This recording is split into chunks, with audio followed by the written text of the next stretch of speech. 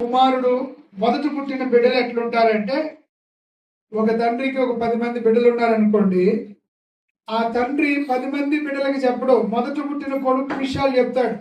ఆ మొదట పుట్టిన కొడుకు ఎదుగుతాడు కదా, మిగతా వాళ్ళకంటే పెద్దోడు కదా, ఎదిగి విషయాలన్నీ తమ్ముళ్ళకి చెల్లెలకి మిగతా వాళ్ళకి బోధిస్తా ఉంటాడు.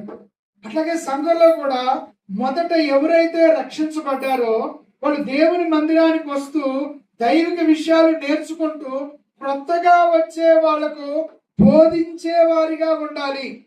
అలా బోధించే విషయంలో ప్రయాసపడే వారిగా ఉండాలి.